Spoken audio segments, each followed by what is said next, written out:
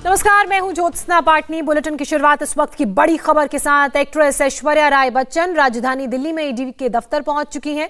Panama paper मामले में पूछताछ के लिए आज ईडी ने ऐश्वर्या राय को समन भेजा था। इससे पहले 9 नवंबर को फेमा की तरफ से धारा 37 के तहत उनको समन जारी किया गया था। ये समन मुंबई में प्रतीक्षा बंगले पर भेजा गया था और 15 दिन के अंदर जवाब देने के लिए भी कहा गया था। सूत्रों के मुताबिक पिछले समन का जवाब ऐश्वर्या राय बच्चन ने ईमेल के जरिए दिया था और इस समन के मद्देनजर वो खुद यहां पहुंची हुई हैं दिल्ली ईडी के दफ्तर। मेरे सहयोगी अतुल भाटिया इस वक्त हमारे साथ जुड़ चुके हैं।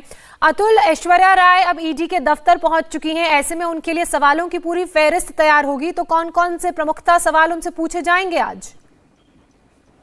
देखिए जोशना, सबसे अहम सवाल यह है कि 2005 में जिस कंपनी का डायरेक्टर जो है ऐश्वर्या राय बच्चन को बनाया गया था, बाद में वो उसी कंपनी में शेयर होल्डर बन गई थी। और इसके अलावा इस कंपनी के अंदर उनके जो मदर है, इसके अलावा उनके फादर और भाई तीनों उनके पार्टनर थे, लेकिन एकाएक 2008 में इस कंपनी को बंद कर दिया गया। तो तमाम सवाल इस बात को लेकर है कि आखिर ये कंपनी क्यों खोली गई थी और 3 साल बाद इस कंपनी को बंद क्यों कर दिया गया। और जिस तरीके से पनामा जो पेपर लीक मामला है उसके अंदर पहले अभिषेक बच्चन से पूछताछ जो है वो ईडी कर चुकी है।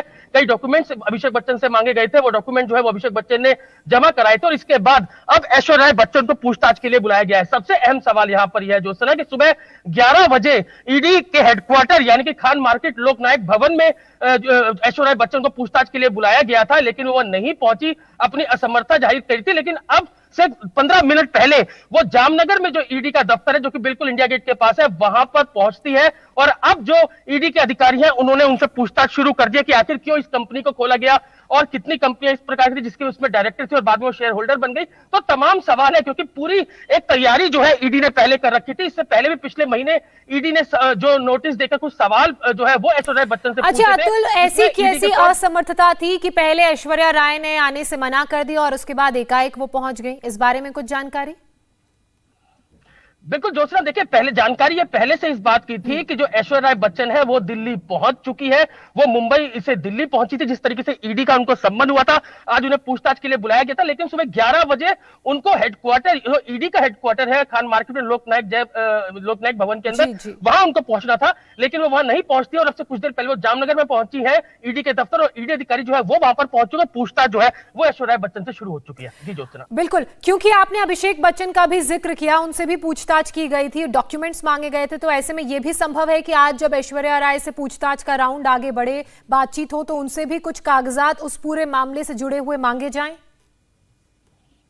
बिल्कुल जोशना, देखिए जिस तरीके से पनामा पेपर लीक मामला जो सामने आया था उसके अंदर 500 ऐसे जो है देश के बड़े बड़े लोग थे, जिनमें कई अभिनेता हैं, नेता हैं, इसके अलावा बिजनेसमैन हैं, कई प्लेयर्स के उसमें नाम सामने आए थे, जो कि टैक्स की हेराफेरी में जिनके नाम सामने आए थे। उसकी इंक्वायरी जो है जो एजेंसियां हैं वो अलग से कर रहे हैं, जो टैक्सेस डिपार्टमेंट देखती है। लेकिन क्योंकि इस पूरे मामले के अंदर ईडी ने पीएमएलए यानी कि prevention of money laundering act के तहत मुकदमा दर्ज किया था। इस अभिषेक बच्चन को पहले पूछताछ के लिए बुलाया गया, अब ऐश्वर्या राय को बुलाया गया है।